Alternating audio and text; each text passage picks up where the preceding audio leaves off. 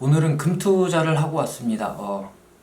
기존에 가지고 있던 금 한 돈에 한 돈을 더해서 두 돈 반지를 구매하고 왔고요.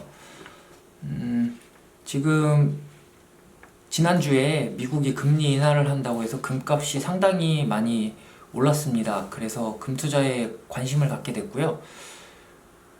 금 투자를 하는 방법은 크게 세 가지가 있습니다. 첫 번째, 금 실물을 사는 방법. 두 번째, 금 펀드. 세 번째, 금 통장. 금 실물을 살 경우에는 장점으로 금을 되팔 때 매매 차익에 대한 세금이 없습니다.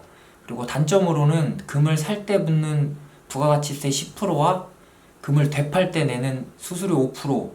그래서 금을 샀을 당시보다 15% 이상이 되어야만 수익을 얻을 수 있습니다. 금 펀드는 금 관련 기업에 간접적으로 투자하는 펀드인데요. 이거는 금 시세보다는 그 기업의 변수에 따라서 펀드가 수익이 날 수도 있고 수익이 안 날 수도 있습니다. 금 통장은 은행에 가서 통장을 개설을 해서 은행 통장처럼 돈을 넣어서 투자하는 방법이고요. 장점으로는 0.1g부터 소액 투자가 가능해서 작은 금액으로도 투자를 할 수 있습니다.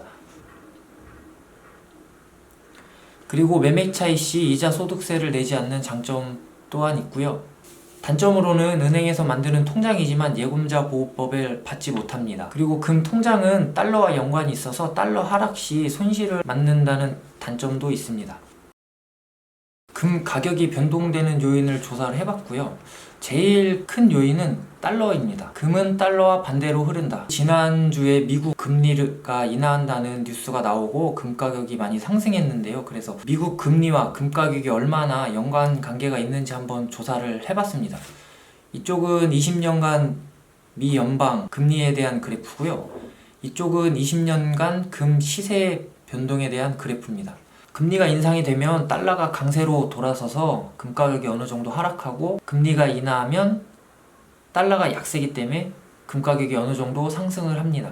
근데 그래프에서도 보시듯이 어느 정도는 일치를 하는데 어느 구간에서는 일치하지 않는 거를 확인을 했고요. 금 가격에 미치는 게 금리 외에도 상당히 많은 변수들이 있어서 금리대로 금 가격이 변동을 하지는 않는 것 같습니다. 두 번째로는 미국 증시입니다. 미국 증시는 대표적인 위험자산 중에 하나이고요. 위험자산이 상승을 하면 상대적으로 안전자산은 하락을 하는 경우가 많이 발생을 합니다. 그래서 20년 그래프에서 보면 폭등 구간이 두 구간이 나타나는데요. 2000년대 초와 2008년도 후반쯤에서 금 가격이 크게 상승을 했습니다.